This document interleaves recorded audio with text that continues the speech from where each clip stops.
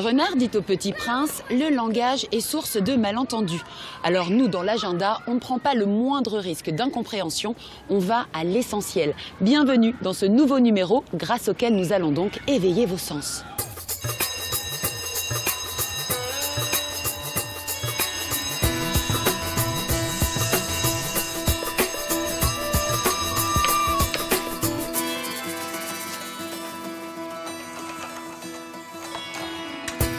Bienvenue dans ce nouveau numéro grâce auquel nous allons donc éveiller vos sens. Vous allez être touchés par l'histoire d'Éric Girard, entraîneur de basket du club de Portel.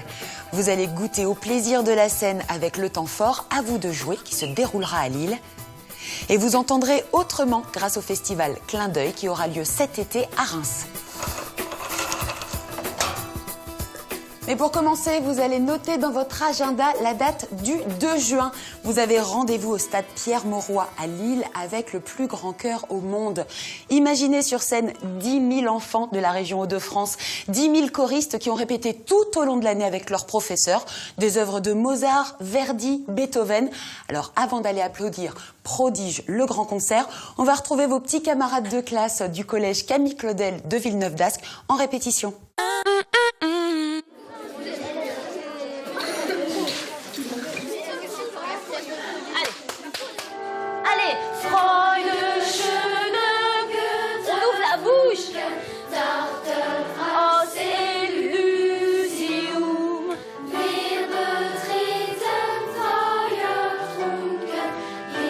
Pour l'instant, ils sont une soixantaine d'élèves de la 6e à la terminale à chanter chaque semaine au collège Camille Claudel à Villeneuve-d'Ascq. Mais le 2 juin, lors du concert de Prodige, ils feront partie du plus grand chœur du monde. Ils seront alors 10 000 élèves des Hauts-de-France à faire vibrer le stade Pierre-Mauroy pour un concert exceptionnel. Encore.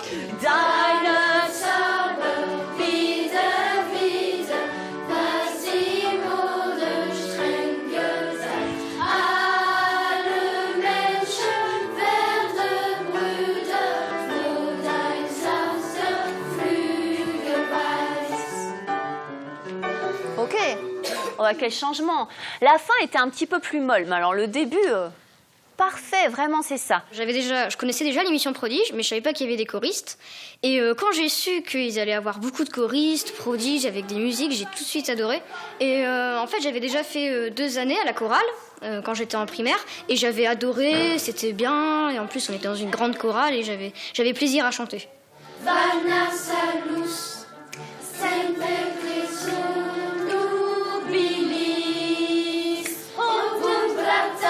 C'est pas vraiment le genre de musique que j'écoute comme ça chez moi.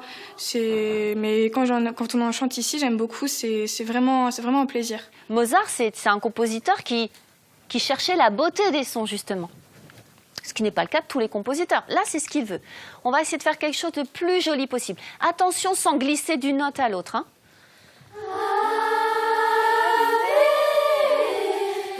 Mais non. Ok, tu n'es pas voix aiguë, tu ne chantes pas. On y va.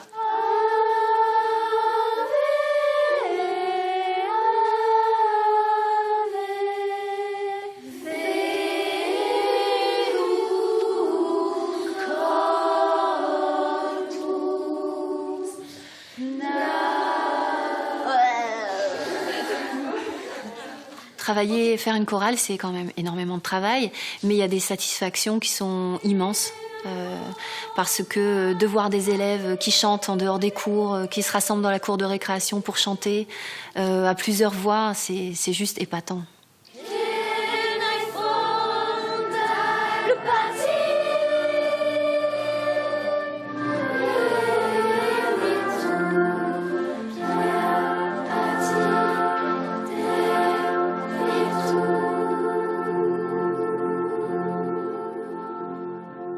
Ah bah voilà. Il n'y a pas de concert sans répétition et pas de répétition sans prof de chant. Emmanuel Lempereur, bonjour. Bonjour. Vous êtes professeur de musique et de chant choral au collège Camille Claudel. Comment on se retrouve embarqué dans cette histoire ? Ça commence par un mail. On reçoit un message qui nous dit voilà, on a un très très beau projet, on va participer si vous le souhaitez, si vous voulez participer. L'enregistrement de l'émission Prodige sur France 2. Et oui, je pense que tous les collèges ont été sollicités. Et en tant que professeur, vous avez quand même eu un peu votre mot à dire sur le répertoire, ou ce sont des chants imposés ? Alors, ce sont des chants imposés. Aucun mot à dire sur le répertoire. Et c'est pas évident du coup, parce que pour avoir un niveau de chant, une technique vocale, est-ce que tous les élèves ont quand même leur place dans la chorale du coup et se font plaisir avec le répertoire ? On espère en tout cas que les élèves trouvent leur place dans la chorale, quel que soit leur niveau de chant. Alors bien sûr, on a des élèves qui sont très chanteurs, qui chantent depuis le CM1 ici dans cet établissement, enfin avec l'école à côté, l'école René Clair. Donc on a des élèves qui aiment chanter. Donc cette émission Prodige a été faite pour eux. Et puis on a d'autres élèves, notamment des 6e qui arrivent d'autres établissements et qui ont été pris dans le projet. Donc qui n'ont pas forcément un très bon niveau de chant, mais ils s'adaptent et c'est intéressant de les voir progresser. Et ça crée peut-être une vocation ? Oui, alors quand on les questionne, en général c'est non, c'est pas pour moi, etc. Et puis de temps en temps on sent quand même, je dirais, certaines vocations. J'ai une élève notamment qui se découvre une voix plutôt lyrique, qu'elle ne se connaissait pas. Je vois qu'elle prend un plaisir énorme à chanter le répertoire Prodige. Et j'ai discuté avec elle en lui disant mais il faudrait peut-être essayer de penser à prendre des cours dans un conservatoire. Alors en tant que professeur de musique et de chant choral, c'est la première fois que vous a appelé pour un tel projet ? Oui, à mon avis c'est la dernière aussi. Mais pourquoi vous dites ça ? Parce que c'est assez inouï. Moi ça fait 20 ans que j'enseigne et on m'avait jamais proposé un projet pareil. Et oui, chanter à 10 000 dans un grand stade, je suis pas sûre que ce soit une opération qui se renouvelle souvent. Et qu'est-ce qui vous motive personnellement dans ce projet ? Moi, j'aime bien les choses improbables, difficiles, qui semblent inaccessibles. J'aime bien ça. Donc, c'est très, très motivant. C'était un challenge pour vous ? Oui, complètement. À quel niveau ? C'était pour... Le répertoire difficile, quand même. Un répertoire exigeant, que les élèves connaissent mal. Donc, j'essaye d'enlever cette image un peu poussiéreuse, pas très agréable pour des élèves et leur transmettre cette passion. J'emmène des élèves à l'opéra, par exemple. Ça m'est déjà arrivé d'inclure un chant dit classique dans les spectacles, mais autant à plusieurs voix, chanter dans des langues étrangères. On chante en latin, en russe et en allemand. Et ça, c'est difficile. Jamais je me serais lancée dans un projet comme ça toute seule. Donc ça me pousse, moi aussi, dans mes retranchements. Donc les élèves savent qu'en s'inscrivant à la chorale, ils vont faire des choses difficiles mais valorisantes, je pense. Parce qu'on a quand même une image des collégiens, des adolescents en phase de devenir, etc. Ou alors qui sont en rejet par rapport au travail. Et c'est pas le cas. C'est-à-dire justement, quand on voit les yeux des parents émerveillés devant ce qu'ils sont capables de faire... Alors là, je pense qu'ils vont être émerveillés, d'autant plus au grand stade. Nous aussi, on a hâte de découvrir le 2 juin, donc les Prodiges, le grand concert. Merci Emmanuel. Merci Laurence. Des milliers de personnes venues du monde entier vont se donner rendez-vous à Reims cet été. Pourquoi ? Parce que le Brésil est à l'honneur ou parce que depuis 8 ans, le festival Clin d'œil réunit théâtre, musique et cinéma. Rien d'original, me direz-vous, sauf si je précise que c'est le premier festival pour sourds et malentendants. Qu'importe la surdité de l'oreille quand l'esprit entend, disait Victor Hugo. Et nous, dans l'agenda, on aime ce festival d'art en langue des signes.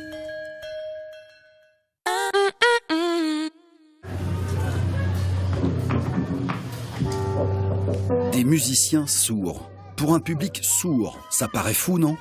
Cela s'appelle les Div Parties, littéralement les fêtes des sourds.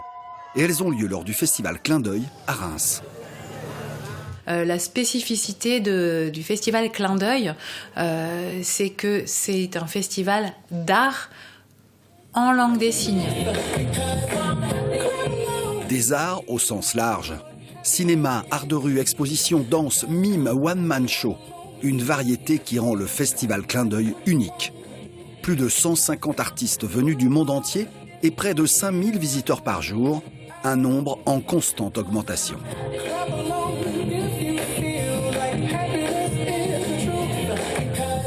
Mais la vraie révolution de ce festival, ce sont ces fameuses div parties. Comment créer et offrir la musique lorsque l'on n'entend pas, pour un public qui n'entend pas ou peu. Là, cette année, on a sélectionné 2 groupes. Donc on a le groupe Signmark, qui est un groupe de hip-hop qui vient de Finlande. Le chanteur lui-même donc est sourd, il a créé son groupe, c'est lui qui écrit les textes et ensuite il travaille en collaboration avec un deuxième chanteur entendant. Donc il travaille en binôme sur scène. Donc pendant que l'un on appelle ça donc chant-signe, l'autre chante.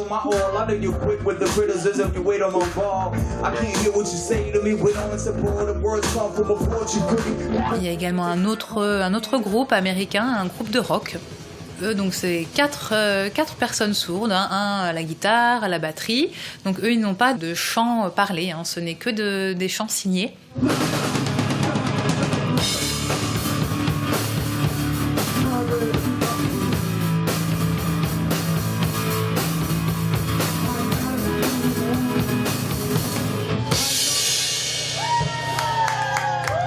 Critiques qu'on pouvait recevoir sur les dev parties, c'était qu'on ne ressentait pas assez, que ce n'était pas assez fort.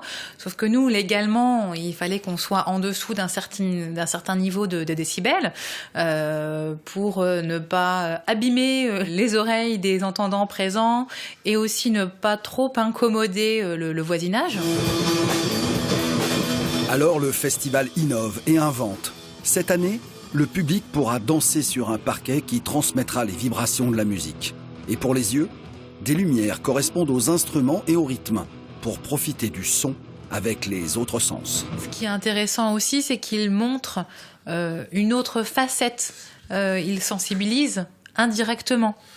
Ici, au niveau de la ville, au niveau du centre-ville de Reims, vous imaginez pendant 3-4 jours, 4000 sourds dans la rue. Donc ils vont au restaurant, ils vont au bar, ils vont dans les hôtels, ils font des achats, les entendants les voient vraiment communiquer en langue des signes. Enfin, ils voient vraiment la langue des signes et ils prennent conscience que finalement il y a peut-être plus de sourds qu'ils ne pourraient l'imaginer. C'est une forme de militantisme positif pour moi.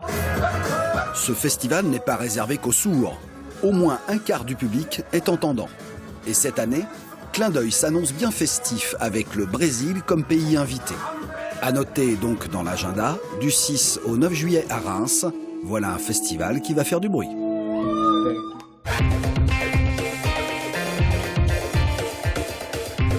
Avis à tous les artistes, et j'ai bien dit tous les artistes, chanteurs, danseurs, peintres, comédiens, vous donnez des représentations dans votre salon. Il est grand temps pour vous de découvrir À vous de jouer, une opération qui pendant 4 jours invite les artistes amateurs à se produire dans des lieux publics. Les membres de l'Impro Academy se sont inscrits pour l'édition 2017 et l'agenda a assisté aux répétitions.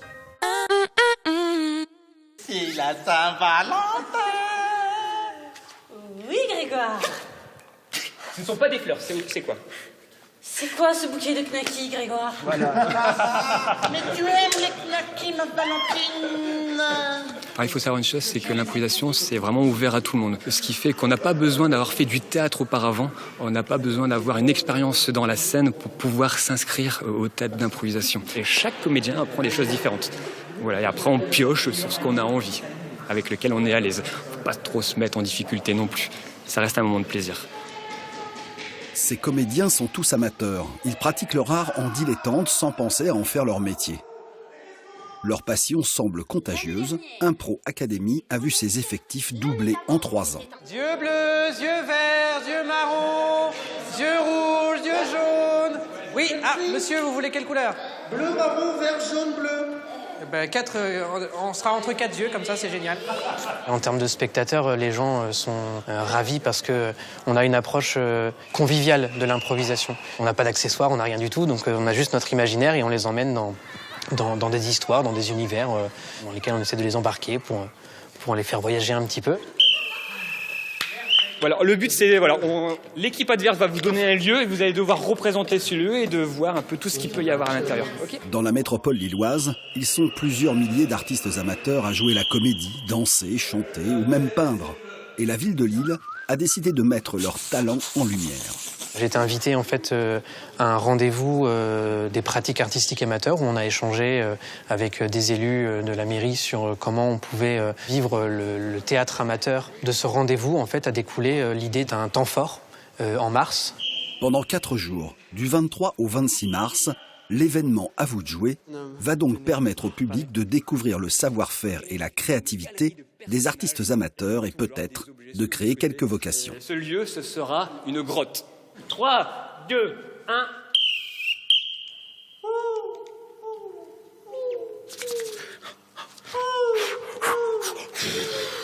Les comédiens, les joueurs ont hâte parce que c'est une salle à Lille, puis c'est pas n'importe quelle salle, c'est à la Maison Folie-Moulin, donc ça reste quand même un lieu assez emblématique de la culture à Lille.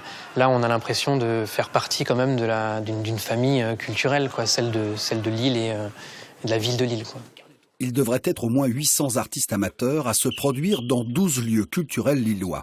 Et en plus, ces spectacles seront tous gratuits. Alors, à vous de jouer. Je n'ai aucun doute sur le fait que ce sera un succès, donc il y aura forcément une deuxième édition, parce que quand il y a des succès, on fait d'autres éditions.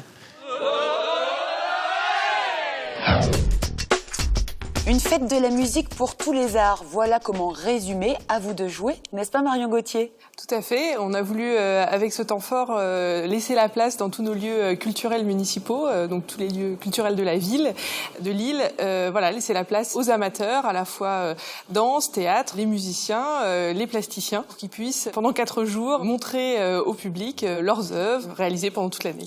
Alors vous êtes à l'initiative du projet. Comment on en vient à créer un tel événement ?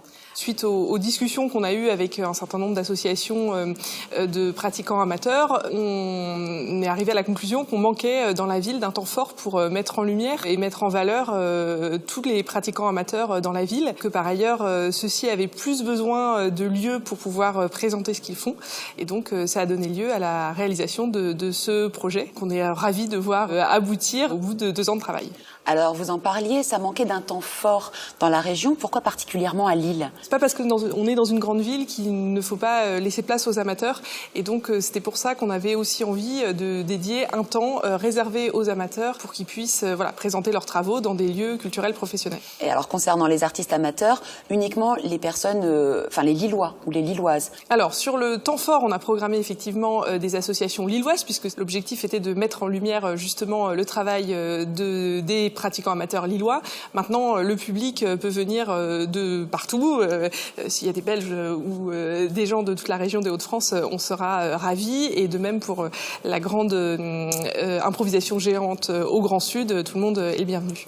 Alors, j'ai fait ma petite enquête. Apparemment, il y aurait 800 artistes amateurs inscrits. Vous imaginez à combien un petit peu les spectateurs ? On attend plusieurs milliers de personnes sur l'ensemble du week-end. Et pour l'improvisation géante au Grand Sud, 1500 personnes juste pour le dimanche après-midi. Alors, les artistes amateurs vont se produire dans de très très belles salles, notamment la Maison Folie de Moulins, également le Musée d'Histoire Naturelle et aussi le Grand Sud, où nous sommes aujourd'hui. Comment on choisit les salles ? Alors, nous avons souhaité privilégier les lieux municipaux aussi pour mettre en lumière ces salles qui sont régies directement par la ville. Donc, on aura également des choses à la Gare Saint-Sauveur, au Flot, à la salle des fêtes de Fives, au conservatoire, dans nos bibliothèques, à l'Espace Le Carré, au Centre des arts plastiques et visuels. Voilà, une très belle diversité et richesse de salles. Alors, la date approche ? Du 24 au 26 mars. Celles et ceux qui voudraient y participer ont encore l'occasion de s'inscrire ou pas ? Alors, pour la programmation des journées de ceux qui vont pouvoir présenter leurs travaux, les inscriptions sont terminées. Par contre, on aura donc le dimanche 26 mars au Grand Sud une grande improvisation géante avec Ibrahim Malouf. 1500 musiciens amateurs sont attendus. Et donc là, les inscriptions sont toujours possibles sur le site de la ville de Lille, donc lille.fr. Et vous êtes les bienvenus. Un parrain, une marraine peut-être pour les prochaines éditions ? Alors cette année, on a déjà Ibrahim Malouf, la barre est haute. Il faudra qu'on réfléchisse effectivement avec les participants cette année de quel parrain ou marraine ils envisageraient pour l'année prochaine. En tout cas, l'appel est lancé. Tout à fait. Merci Marion. Merci à vous.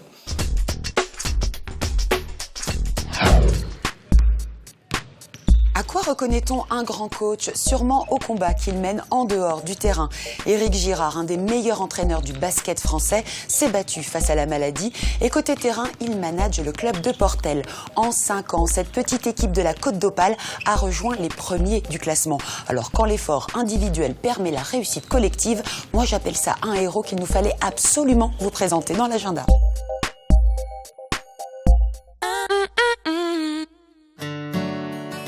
Le Portel.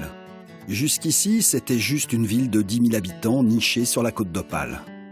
Mais depuis quelques mois, le club de basket du Portel a rejoint le haut du panier des meilleurs clubs de France. Au-delà de l'exploit sportif, c'est avant tout une belle histoire humaine qui a permis à ce petit club local de recruter l'un des meilleurs coachs nationaux. Ils l'ont engagé juste au bon moment, alors même qu'Éric Girard se remettait d'un cancer qu'il avait mis sur le banc de touche. Je n'avais pas de travail, je revenais de longs mois d'indisponibilité due à la maladie. Et le Portel avait besoin d'un coach. Et j'ai saisi cette opportunité pour me relancer, pour voir si physiquement ma voix allait tenir. J'étais venu pour quelques mois. Et finalement, ça fait quasiment 5 ans que je suis ici. Éric Girard a subi une ablation du larynx. D'après les médecins, il aurait dû perdre la voix.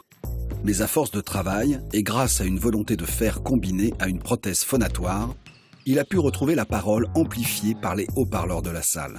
Il plutôt un peu que il puisse soit suivre, soit passer entre les deux. La première fois que je suis arrivé, la maladie à 95% était éradiquée. Donc j'ai repris mon travail au Portel. Et puis très rapidement, on s'est aperçu que la maladie était revenue. Par correction, j'ai demandé à mon président qu'on arrête le contrat qu'on avait ensemble pour me soigner et puis ne pas handicaper le club. Si je n'étais pas capable à ce moment-là de faire mon métier correctement. Et là, le président, avec une répartie exceptionnelle, de me dire, non, on va garder ton contrat, on va même le prolonger. Je connais ton état d'esprit et je sais que tu vas gagner ce combat une deuxième fois et tu seras toujours notre coach au Portel. Ce directeur a été visionnaire. En 2016, le Portel est passé en Pro A. Et sur les 18 meilleurs clubs français, il a déjà atteint la 11e place. Je n'ai plus cette possibilité de crier. Donc c'est aussi une adaptation de coaching, de management. Je pense que c'est même une force parce que ça pousse à s'écouter et à communiquer plus et mieux surtout. C'est un plaisir incroyable de parler quand on a justement ces joueurs qui nous écoutent dans un silence de cathédrale.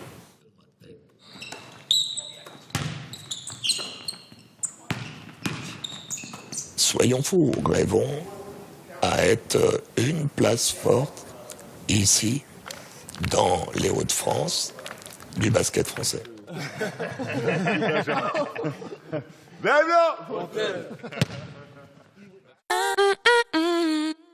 C'est l'heure de noter dans votre agenda les autres moments forts à ne pas louper ce mois-ci. Gaspard Proust sera le 10 mars à l'Auditorium Mégacité à Amiens.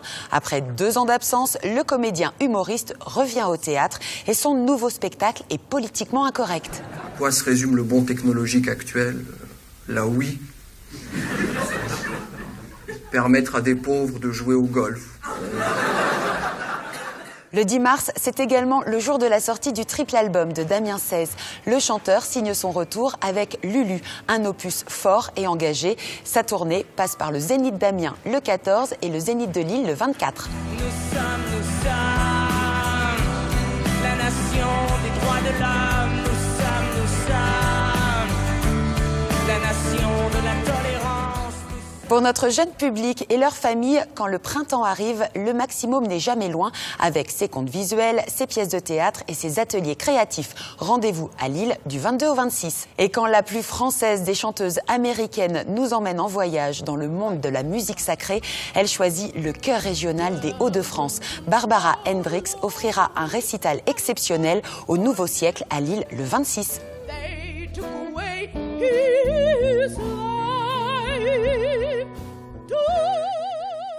Voilà de quoi vous tenir en haleine jusqu'au prochain numéro de l'agenda. En parlant de respiration, Hitchcock disait « La vie, ce n'est pas seulement respirer, c'est aussi avoir le souffle coupé ».